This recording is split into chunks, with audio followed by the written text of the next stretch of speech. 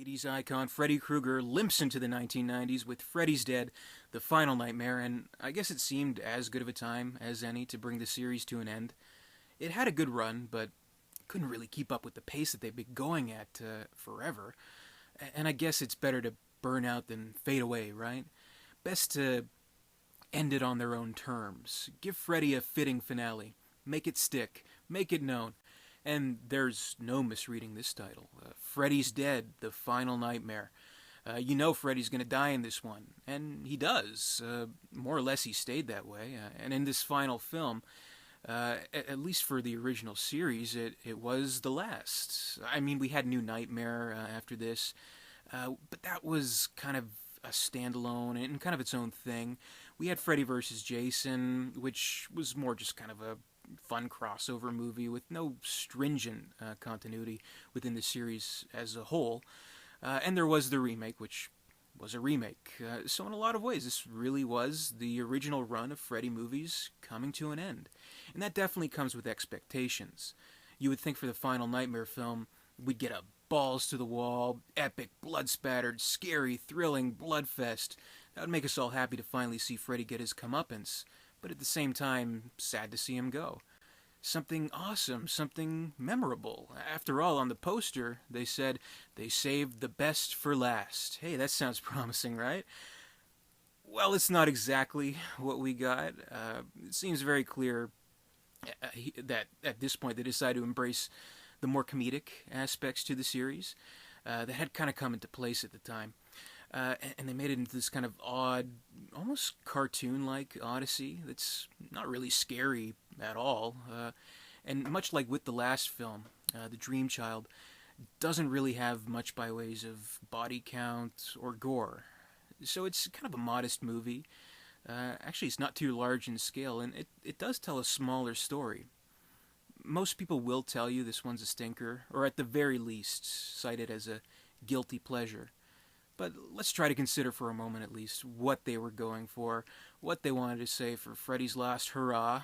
I think to best get at the heart of the story here, we should start a little bit backwards. In addition to promising and delivering Freddy's death, his origins are explored here too. Mostly in flashbacks, memories, half-remembered dreams. Freddy's infamy lies within his death, and that's the hook of the series. But there is this whole uncharted territory of material that could be explored about his actual life and his murder spree and all that stuff. So we get a little bit of that.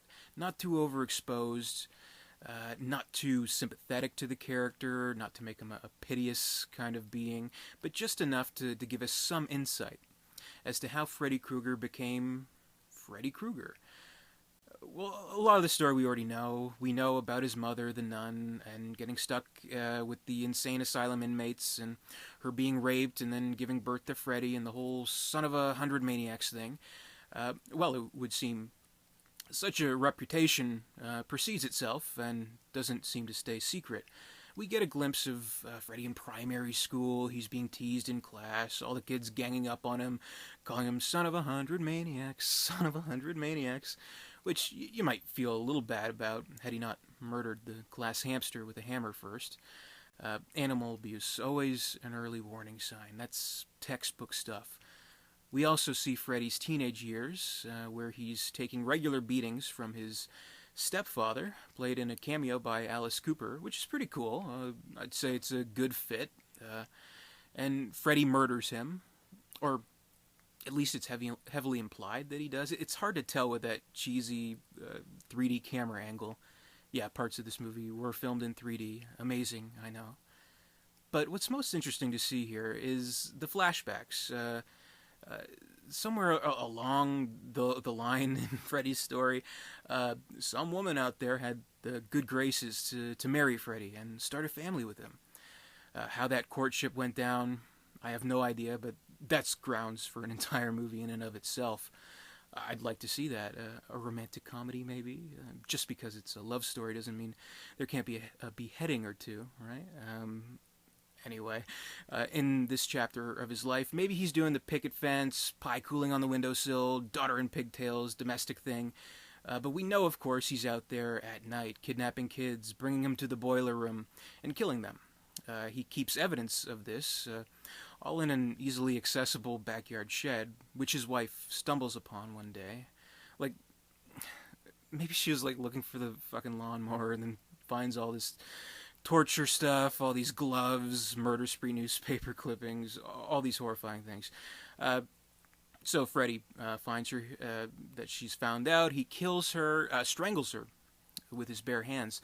Freddy's daughter, Catherine, also sees this little horror museum with her dead mom a few feet away, tears running down her rosy little cheeks. She promises she won't tell. Sometime later we know that Freddy was arrested, and the whole arrest warrant signed in the wrong place thing, and the whole getting burned alive by the Elm Street parents thing. Somewhere amidst that, Catherine was put into foster care and then adopted, leaving this ordeal as just a vague, partly repressed memory. So the bulk of the main story of Freddy's Dead is Catherine in adulthood. Her adopted name is Maggie.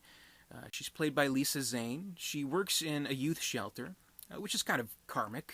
Freddy spent his life and afterlife bringing harm to kids, while his daughter spent hers helping them.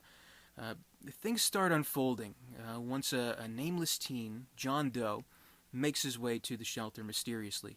John Doe is the last of the Springwood children, apparently having killed them all except for John. He has amnesia.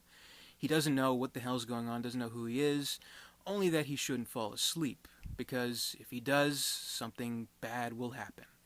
Pretty good intuition there. Needless to say, for this entry, they are no longer using Alice as a character for the plot here. None of that Dream Master stuff, no more gatekeeping, no more dreaming unborn babies, nothing like that. But it doesn't mean they've made it any less complicated with the weird rules that Freddy has to follow.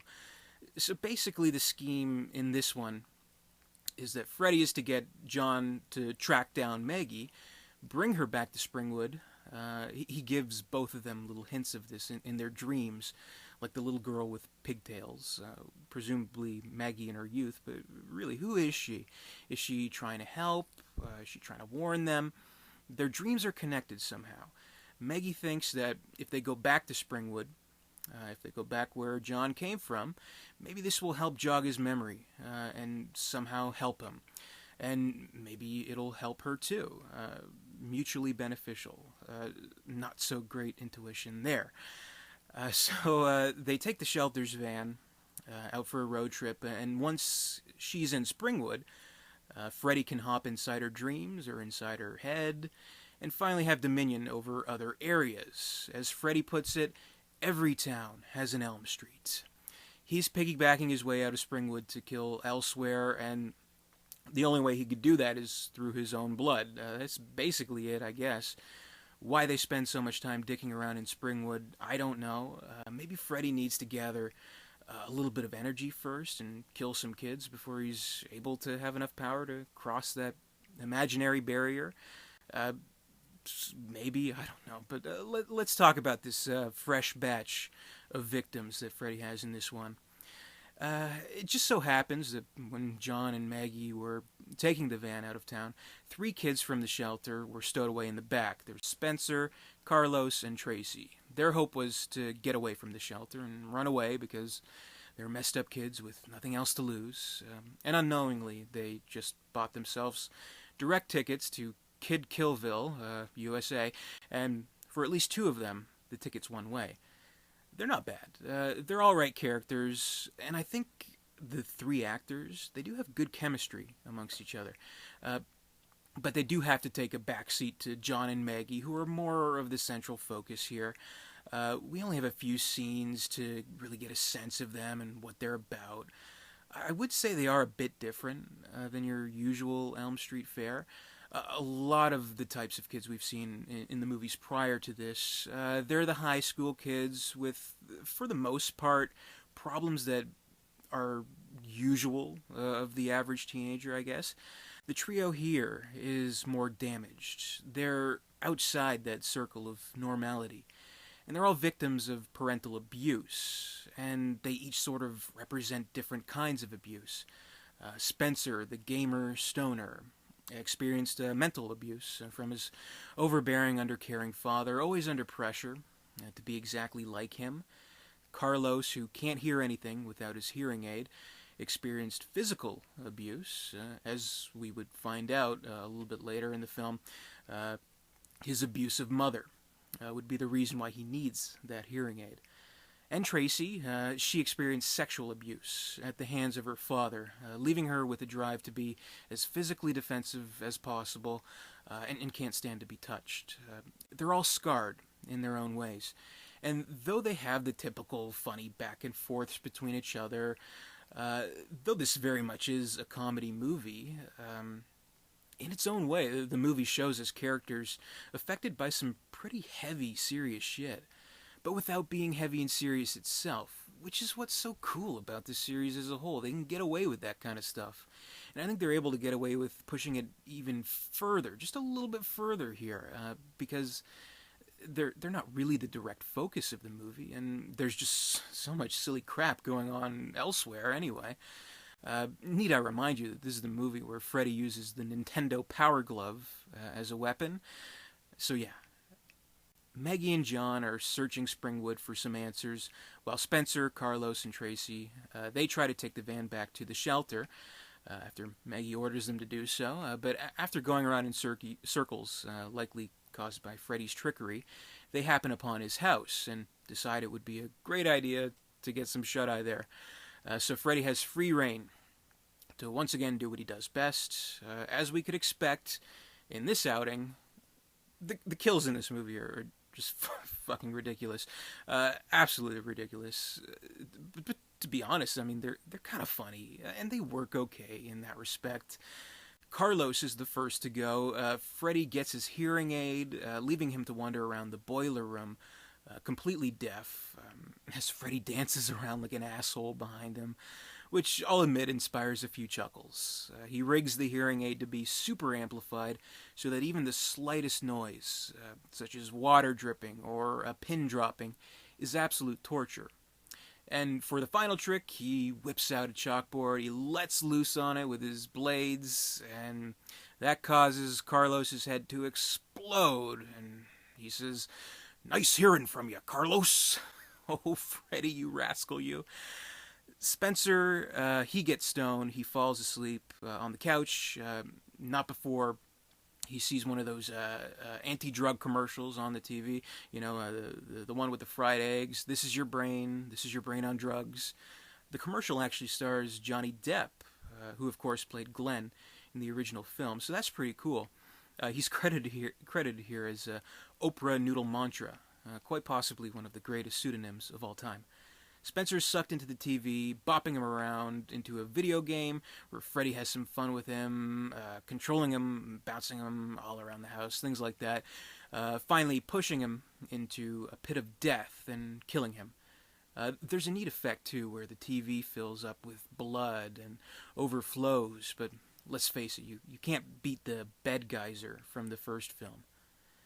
John is the last to suffer a horrible fate at the hands of Freddy's antics, which, when I first saw it, it did come as a surprise in this movie, because it was this big red herring throughout the whole movie, where they're in Springwood, they're investigating, going to school, going to the orphanage, and he's working on the theory that he's Freddy's kid, that he's Freddy's son, and that's why Freddy kept him alive as long as he did. But nope, he's not.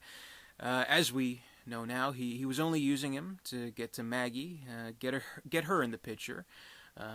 He obviously outlived his usefulness, and he's dropped out of a flying house. He dreams up a parachute. Freddy cuts him loose from the parachute, and in a very Bugs Bunny-ish move, he brings this board of spikes to the ground, where John falls to his death. So, what can you really say about that? It's cartoony as hell. There's no denying it.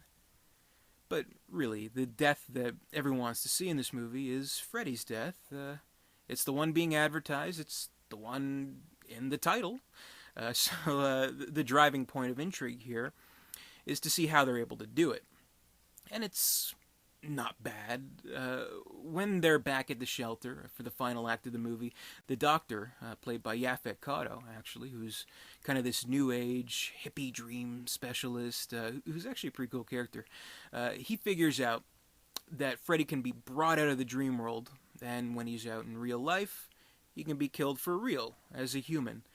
You'll notice right away that this is essentially the exact same concept that Nancy discovered in the first film, which she did, and it didn't work. So why try it again?